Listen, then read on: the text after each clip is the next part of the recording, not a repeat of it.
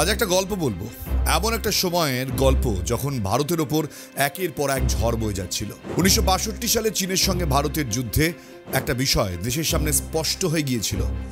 IB বা intelligence bureau সম্পূর্ণ ব্যর্থ। এই ব্যর্থতার দায় অনেকটাই ছিল সরকারের নীতির উপর। ভারতের প্রথম প্রধানমন্ত্রী পণ্ডিত জওহরলাল নেহেরু ভারতের প্রতিরক্ষা বিষয়টা একেবারেই তার উপর নজর দেননি। তার মনে হয়েছিল কি, তার লোক দেখানো অহিংসা এবং আন্তর্জাতিকতার ফানুস, তার পঞ্চশীল নীতির ফাঁকা আওয়াজেই দেশ চলবে। কিন্তু যেখানে সারা পৃথিবীর অন্য দেশগুলো ভয়ঙ্কর মারণ খেলায় মেতে উঠেছে, সেখানে কোনো প্রতিরক্ষার ব্যবস্থা না করে হাত গুটিয়ে বসে থাকবে এবং তার মাসুল গুনবে ভারত। 1962 সালের যুদ্ধে চীনের কাছে পরাজয় এবং একের পর এক পাকিস্তানি হানাদারদের হামলা ভারতের সিকিউরিটিকেই ফেলে দিয়েছিল প্রশ্নের মুখে। এবার কি করবে ভারত, এটাই সবাই বুঝতে পারছিল না। আইবি সম্পূর্ণভাবে ব্যর্থ ছিল। কোন রকম ইন্টেলিজেন্স রিপোর্ট কাজে আসেনি। আসলে ব্রিটিশ ভারতের প্রথম গোয়েন্দা সংস্থা ছিল ইন্টেলিজেন্স ব্যুরো বা আইবি। 1933 সালে এর জন্ম হয়েছিল। 1947 সালে ভারত স্বাধীন হওয়ার পর আর নতুন করে ভারতের গোয়েন্দা বিভাগ গড়ে তোলা হয়নি। নেহেরু কোনো নজরই দেননি বিষয়টির উপর। আইবির প্রধান করা হয়েছিল কাকে? সঞ্জীব পিল্লাইকে। বস্তা পচা চিন্তা আর নতুন স্ট্র্যাটেজির অভাব বারবার ব্যর্থ করেছিল আইবিকে। ঠিক এই সময় এই আইবিতে চাকরি করতে এসেছিলেন এক কাশ্মীরি ব্রাহ্মণ তরুণ। কি নাম ছিল? রামেশ্বর নাথ কাউ। বুদ্ধিমান, শিক্ষিত, ব্রিলিয়েন্ট এই ছেলেটি বারবার দেশের এই অবস্থা দেখে সে মনে মনে কষ্ট পাচ্ছিল, কিন্তু তার কিছুই করার ছিল না। 1962 সালেও কাউ এলেন নেহেরুর ব্যক্তিগত নিরাপত্তার দায়িত্ব নিয়ে। এবার তিনি একটু একটু করে মুখ খুলতে শুরু করলেন। নেহেরুর মৃত্যুর পর লাল বাহাদুর শাস্ত্রীর প্রধানমন্ত্রিত্বকালে পাকিস্তানের অনুপ্রবেশ আবার সামনে এনে দিল আইবির ব্যর্থতা।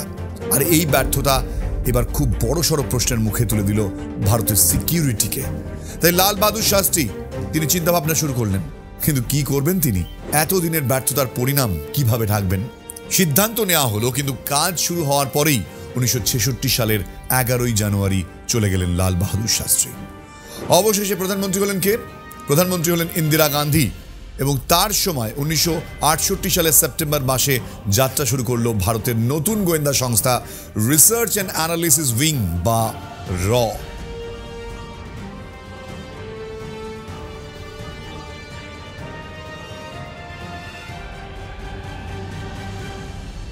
এই ভিডিওটি স্পন্সর করছে বিনোমো, তাই বিনোমোকে থ্যাংক ইউ সো মাচ। আমার মনে হয় যারা ট্রেডিং করছেন বা যারা ট্রেডিং করবেন বলে ভাবছেন, এক্সট্রা পয়সা আপনাদের জীবনেও আসুক, সেটা আমিও চাইবো। সেখানে কিন্তু বেস্ট ট্রেডিং প্ল্যাটফর্ম হচ্ছে এই বিনোমো। এই বিনোমো থেকে কিন্তু আজকাল প্রচুর মানুষ এক্সট্রা ইনকাম করছেন এবং ট্রেডিং শিখছেন। এবং এই ব্যাপারে আপনি যদি আরও জানতে চান, তাহলে আপনাকে বলবো যে অ্যাপ স্টোর এবং প্লে স্টোরে পেয়ে যাবেন এই অ্যাপটি। এবং আপনি যদি ডেসক্রিপশন লিঙ্ক থেকে ডাউনলোড করেন, তাহলে পেয়ে যাবেন 10 লাখ টাকা আপনার ডেমো অ্যাকাউন্টে ট্রেডিং প্র্যাকটিস করার জন্য, যেখানে আপনি কোনো টাকা না ইনভেস্ট করে ট্রেডিং শিখতে পারেন এবং তারপর রিয়েল অ্যাকাউন্ট থেকে ট্রেডিং করতে পারবেন। যেমনটা আপনারা দেখতে পাচ্ছেন, আমি এখন ডেমো অ্যাকাউন্ট থেকে রিয়েল অ্যাকাউন্টে পরিবর্তিত হলাম এবং আমার মনে হচ্ছে এই গ্রাফটি আপ যাবে এবং আমি তাই 4000 টাকা আপে ক্লিক করলাম এবং 5 সেকেন্ড অপেক্ষা করব। দেখুন আমার প্রেডিকশন সঠিক হলো এবং আমি 7200 টাকা প্রফিট করলাম। এবং এই প্রফিট হওয়া অ্যামাউন্ট আপনি কিন্তু খুব সহজেই ইউপিআই, ব্যাংক, পেটিএম এর মাধ্যমে উত্তোলন করতে পারেন এবং ডিপোজিট করার জন্য এই অপশনগুলো আপনার কাছে রয়েছে। আপনার মতন অনেক মানুষই রয়েছেন যারা কিন্তু এখান থেকে রিয়েল মানি উপার্জন করছেন। সেজন্য আমি আপনাদের উপদেশ দেব, আমার ডেসক্রিপশন লিঙ্ক এবং কমেন্ট বক্সে পিন হওয়া লিঙ্ক থেকে ডাউনলোড করুন এবং বিনোমোর সাথে আপনার এক্সপিরিয়েন্স আমাকে অবশ্যই শেয়ার করতে ভুলবেন না। দায়িত্ব নিলেন রামেশ্বর নাথ কাউ। মূলত রয়ের কাজ ছিল আন্তর্জাতিক ক্ষেত্রে ভারতকে বহির্বিশ্বর হাত থেকে রক্ষা করা। বাইরে থেকে আক্রমণ অনেক রকম কিন্তু হতে পারে। সবসময় যে ওই কেবল যুদ্ধই হবে বাইরে থেকে মানে আসা সমস্যা, এটা কিন্তু নয়। বহু রকম সমস্যা রয়েছে, যেমন ধরুন বিশেষ করে কূটনৈতিক সম্পর্ক, অন্য দেশের সঙ্গে ভারতের বাণিজ্য এবং বড় বড় আন্তর্জাতিক ডিল, আর জঙ্গি আক্রমণ তো রয়েছে। এই সব ধরনের বহিঃশত্রুর আক্রমণ থেকে দেশকে রক্ষা করতে একমাত্র হাতিয়ার একটি আধুনিক গুপ্তচর সংস্থা গড়ে তোলা। প্রতিষ্ঠার পর থেকেই রয়ের ভারতকে আন্তর্জাতিক সমস্যাগুলো থেকে বাঁচানো। ভারত তখন ভেতরে এবং বাইরে বড় বড় সমস্যার জর্জরিত ছিল। আমেরিকান গোয়েন্দা সংস্থা সিআইএ এর গুপ্তচররা ছেয়ে ফেলেছিল ভারতের চারিদিক এবং ভারতকে চাপে রাখতে সিআইএ সাহায্য করছিল পাকিস্তানকে। তাদের কি ধারণা ছিল? এশিয়ার উপর নিজেদের ক্ষমতা কায়েম রাখতে ভারতকে চাপে রাখা প্রয়োজন আমেরিকার। অন্যদিকে রাশিয়ান গুপ্তচর বিভাগ কেজিবির তারাও সক্রিয় ছিল ভারতে। রাশিয়া এবং আমেরিকার ঠান্ডা যুদ্ধের মাঝখানে পড়ে ভারতের অবস্থা দিন দিন আরো করুণ হচ্ছিল। প্রতিষ্ঠার সময় থেকেই রকে খুব গোপনভাবে কাজ করতে হচ্ছিল। কারা কারা এই রয়ের সঙ্গে যুক্ত, কোথায় রয়ের কার্যালয়, সবই খুব গোপনে রাখা হয়েছিল। প্রত্যেকটি র এজেন্টকে খুব সাবধানতার সঙ্গে কাজ করতে হতো। তাদের ট্রেনিং কখন, কোথায়, কিভাবে হবে সেটা পর্যন্ত কারোকে আগে থেকে জানানো হতো না। যাদের যাদের রয়ে নিযুক্ত করা হয় তাদেরকে একটা শর্ত দেওয়া হয়, বাড়ির লোক পর্যন্ত জানবে না যে একজন র এজেন্ট হিসাবে পরিবারের মানুষটি কাজ করছে। যে কোনো জায়গায়, যে কোনো অবস্থায় রয়ের অবাধ বিচরণ। আর ভারতের পার্লামেন্টের কাছেও কিন্তু জবাব দেওয়ার জন্য র দায়বদ্ধ নয়। র যুক্ত থাকে সরাসরি প্রধানমন্ত্রীর দপ্তরের সঙ্গে। একটা অতি প্রাচীন নীতিবাক্য রয়ের মোটর বা মূল উদ্দেশ্য ব্যাখ্যা করে। ধর্ম রক্ষতি রক্ষিতা, এই সংস্কৃত শব্দের অর্থ হচ্ছে ধর্মকে রক্ষা করাই জীবনের উদ্দেশ্য। এই ধর্ম মানে স্বদেশ ব্রতকে বোঝানো হয়েছে। র গড়ে তোলার বিষয়ে যার অবদান না বললেই নয়। চলুন এবার একটু জেনে নিই সেই মানুষটার কথা। রামেশ্বর নাথ কাউ এক কাশ্মীরি ব্রাহ্মণ পরিবারে 1918 সালে বেনারসে জন্মগ্রহণ করেছিলেন। 1934 সালে ইন্টারমিডিয়েট পাশ করে লখনৌ বিশ্ববিদ্যালয় থেকে স্নাতক হন তিনি। 1940 সালে MA পাশ করেন কাউ। মিলিটারি ইন্টেলিজেন্স নিয়ে পড়াশোনাও শুরু করেন। 1946 সালে যুক্ত হন আইবির সঙ্গে। তখন ভারতের টালমাটাল অবস্থা।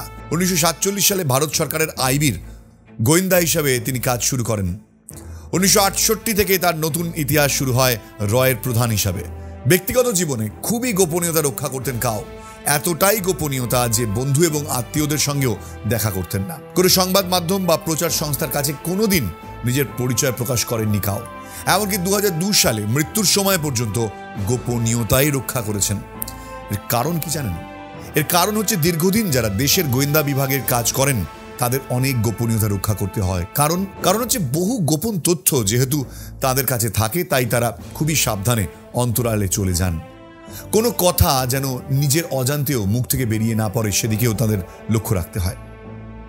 এইসব বড় বড় ইন্টেলিজেন্স কিংপিনদের তারা নিজেদের অনেক শখ আহ্লাদ কিন্তু দেশের জন্য বিসর্জন দেন। যেমনভাবে ভারতের স্বাধীনতা অর্জন হয়েছিল বহু ত্যাগ এবং বলিদানের মধ্যে দিয়ে, সেইভাবেই এরকম বহু মানুষ একটু একটু করে গড়ে তুলেছিল ভারতের নিরাপত্তা এবং সামরিক শক্তি। যাই হোক, এবার আপনাদের বলবো রয়ের জয়যাত্রার গল্প। কিভাবে একটা দিশেহারা অবস্থা থেকে ভারতকে নতুন দিশা দিল র, সেই গল্প। 1968 সালে যখন ইন্দিরা গান্ধী প্রতিষ্ঠা করেন র, তখন তার দলের মধ্যেই অনেকে প্রশ্ন তোলেন ইন্দিরা গান্ধী নিজের দলের উপর নজরদারি করে নিজের বিরোধী গোষ্ঠীর নেতাদের উপর নজর রাখছেন। যাই হোক, রয়ের যাত্রাপথে বহু প্রশ্ন উঠলেও এর সাফল্য দেখা যায় বিভিন্ন ক্ষেত্রে। বাংলাদেশের স্বাধীনতা যুদ্ধ। 1971 সালে পাকিস্তানের স্বাধীনতা যুদ্ধ শুরু হয়। এই সময় রয়ের বিরাট ভূমিকা ছিল। স্ট্র্যাটেজিক ওয়ারে রকে টক্কর দিতে হয়েছিল CIA এর সঙ্গে। পাকিস্তান যখন বাংলাদেশে গণহত্যা শুরু করে তখন রয়ের গোয়েন্দারা প্রাণ হাতে করে সেই সব গোপন তথ্য এবং ছবি ভারতে নিয়ে আসে। সারা বিশ্বের সামনে প্রধানমন্ত্রী ইন্দিরা গান্ধী প্রথম তুলে ধরলেন পাকিস্তানি হিংস্রতার নমুনা। সারা বিশ্বের মানুষ জানতে পারল। এদিকে ভারতের অভ্যন্তরীণ ক্ষেত্রে জড়িয়ে থাকা আমেরিকান গোয়েন্দা CIA এর বিরুদ্ধেও লড়াই করছিল র। সঠিক সময় ইনফরমেশন ভারতকে বাংলাদেশ যুদ্ধে সাফল্য এনে দিয়েছিল। মুখ পুড়ল পাকিস্তানের আর CIA এর। এই প্রথম সারা বিশ্ব জানল রয়ের কথা।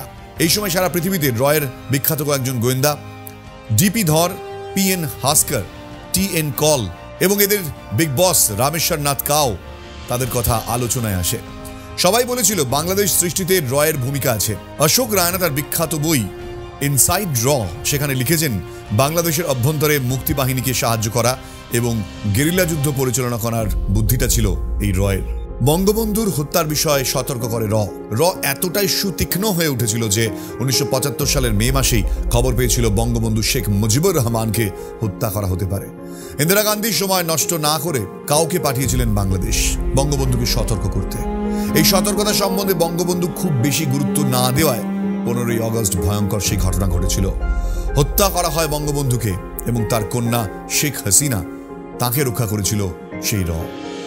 সিকিমের ভারতভুক্তিতে র। 1975 সালে সিকিমকে ভারতের অন্তর্ভুক্তি করায় রয়ের বিরাট ভূমিকা ছিল। রয়ের গোয়েন্দা অজিত ডোভাল কি প্ল্যান করেছিল তার কথা আমরা আগেই অজিত ডোভালকে নিয়ে একটি ভিডিওতে উল্লেখ করেছি।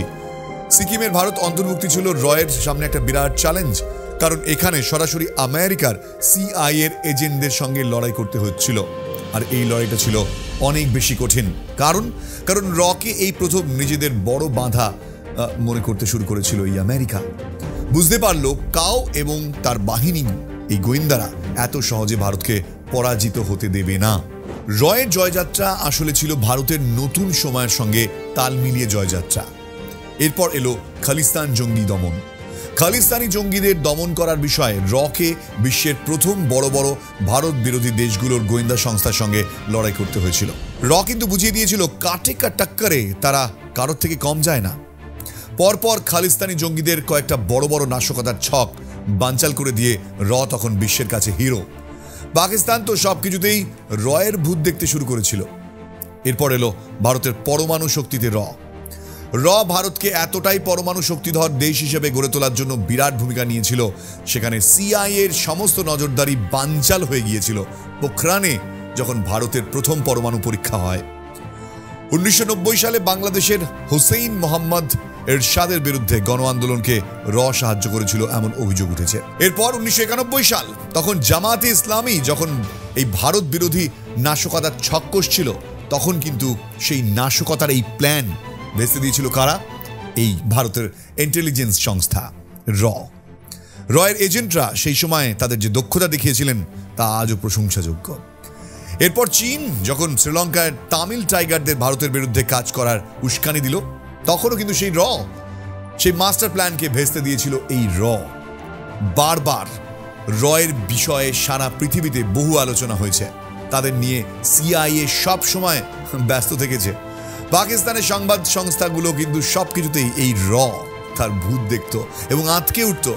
কিন্তু রয়ের বিরুদ্ধে প্রমাণ সংগ্রহ করা এত সহজ হয়নি, কখনো হয়নি। বারবার ভারতকে বহু বিপদ থেকে বাঁচিয়েছে এই এবং রয়ের এই আন্ডারগ্রাউন্ড এজেন্টরা। শেষ পর্যন্ত রামেশ্বর নাথ কাও কাশ্মীরে পণ্ডিতদের উপর হওয়া গণহত্যা নিয়ে সোচ্চার হয়ে উঠেছিলেন। তার বলা সেই কথার সত্যতা আজ প্রমাণিত। তিনি কাশ্মীরের অবস্থা বুঝতে পেরেছিলেন। যাই হোক, এবার বলবো কিভাবে গড়ে ওঠে একজন রয়ের এজেন্ট। একজন রয়ের এজেন্ট কিভাবে তৈরি হয়, নিশ্চয়ই আপনাদের এ বিষয়ে জানতে খুব ইচ্ছে। এক্ষেত্রে কিন্তু অনেকগুলো কঠিন ধাপ রয়েছে, সেগুলো পার হতে হয় এই রয়ের এজেন্টদের। গোয়েন্দা বিভাগের দায়িত্বে থাকা প্রধানরা সেখানে তরুণ ক্যাডেট নির্বাচন করেন। প্রত্যেক ক্যাডেটকে কিভাবে গোপনীয়তা রক্ষা করতে হবে তা শেখানো হয়। কে যে রয়ের এজেন্টের ট্রেনিং নিচ্ছেন সেটা কিন্তু পরিবারের মানুষও জানতে পারেন না। রয়ের এজেন্ট ট্রেনিং নেওয়ার সময় তাদের গোপনীয়তার শিক্ষা দেওয়া হয়।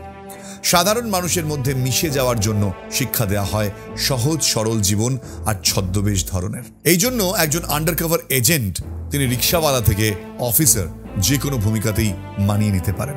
তাদের প্রচুর বিষয়ে নলেজ থাকতে হয়, কারণ একজন আন্ডারকভারকে কখন যে কি করতে হবে সেটা তারা নিজেরাও জানেন না। 20 থেকে 24টা স্তর পেরোনোর পর তৈরি হয় একজন রয়ের এজেন্ট, যারা ভারতের গর্ব। এটাই আপনাদের জন্য ছিল রয়ের সংক্ষিপ্ত ইতিহাস। রয়ের বিষয়ে অনেকে হয়তো প্রশ্ন তুলতে পারেন যে ভারতের এই গুপ্তচর সংস্থা নিয়ে এত ডিটেল রিপোর্ট আপনি নিশ্চয়ই দেবেন না, কারণ এটা অন্য দেশের জন্য একটা হাতিয়ার হতে পারে। দেখুন, এটা বেসিক ইনফরমেশন, যে ইনফরমেশন আপনি ইন্টারনেট খুঁজলেও পাবেন। আমরা চেষ্টা করি ছোট্ট ছোট্ট ইনফরমেশনগুলো আপনাদের কাছে তুলে ধরার। ভারতের এমন কোনো খবর বা কোনো গোপন খবর ডেফিনেটলি আমরা ইউটিউবের মাধ্যমে সাধারণ মানুষ কেন কোনো দেশের হাতে তুলে দেব না। আর সেই ধরনের কাজ রও করে না। যে ইনফরমেশন আপনাদের কাছে আমরা পৌঁছে দিতে পারি, সেই ইনফরমেশন অ্যাভেলেবেল নয় ইন্টারনেটে যে আমরা আপনাদের কাছে তুলে দিতে পারবো। আমরা যদি সেই ইনফরমেশন তুলে দিতে পারি, তাহলে দেশের বিভিন্ন বড় বড় গোয়েন্দা সংস্থা সেই ইনফরমেশন ডেফিনেটলি কালেক্ট করতে পারে। যাক, এই ভিডিও কেমন লাগলো প্লিজ জানাতে ভুলবেন না। কিন্তু এই ভিডিও কেমন লাগলো তা আপনারা কমেন্টে জানাতে পারেন। আর আই এম বোস এই ধরনের ভিডিও আপনাদের জন্য আগামী দিনেও প্রচুর প্রচুর প্রচুর নিয়ে আসবে।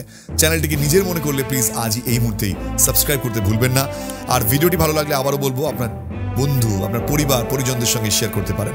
একটা লাইক করবেন আর আমার সঙ্গে থাকবেন আগামী দিনে আরও এই ধরনের ভিডিও দেখার জন্য। দেখা হচ্ছে নতুন ভিডিওতে, এখানে শেষ করছি। আর যেতে যেতে একটা কথা বলবো, যে আমাদের দেশের গোয়েন্দা সংস্থা ভারতকে এভাবে আঁকড়ে ধরে রেখেছে। একটা কথা অবশ্যই মনে রাখবেন, একটা দেশের গোয়েন্দা সংস্থা যতটাই স্ট্রং, সেই দেশ ততটাই স্ট্রং। আর সেটা বারবার প্রমাণ করেছে। সেই কারণে আজকে গোটা পৃথিবীর কাছে আমরা যে মাথা তুলে দাঁড়িয়েছি, বিকজ অফ আমাদের দেশের আর্মি অফিসাররা, তাদের তো কিছু বলার নেই। তাদের বলিদান, আত্মত্যাগ যুগে যুগে ভারতকে শ্রেষ্ঠত্বের একেবারে শিখরে পৌঁছেছে। কিন্তু তার আগে যে ইন্টেলিজেন্স আমাদের প্রত্যেক মুহূর্তে খবর পৌঁছে দেয়, এই ইন্টেলিজেন্স না থাকলে দেশ সামরিক দিক দিয়ে এতটা এগিয়ে যেতে পারত না। তাই ভিডিও শেষে আবার বলবো, এই ধরনের অফিসাররা যাদের নিজের জীবন বলিদান দিয়ে এই ধরনের নিজের পরিবার সমস্ত কিছু ছেড়ে দিয়ে বিভিন্ন দেশে বিভিন্ন সময় পড়ে রয়েছে আমার আপনার দেশকে সুরক্ষিত রাখার জন্য, সেই সব মানুষগুলোর জন্য প্লিজ কমেন্টে লিখুন যে রয়ের একের পর এক আন্ডারকভার এজেন্ট যাদের মৃত্যু পর্যন্ত হলে আমরা জানতে পারি না। অনেক সময় দেখা যায় যে সেই ধরনের এজেন্টদের নিতেও পর্যন্ত অস্বীকার করে, মেনে নিতে অস্বীকার করে যে তারা ভারতীয়, কারণ দেশের আগে কিছু নয়। তাই এই ধরনের বীরদের জন্য একটা স্যালুট অবশ্যই আয়াম বোসের পক্ষ থেকে। এই ধরনের ভিডিও নিয়ে আসবো আগামী দিনে। আপনাদের ভাবনা, আপনাদের চিন্তা আমাদের সঙ্গে শেয়ার করুন। দেখা হচ্ছে আবার একটা নতুন ভিডিও। জয় হিন্দ।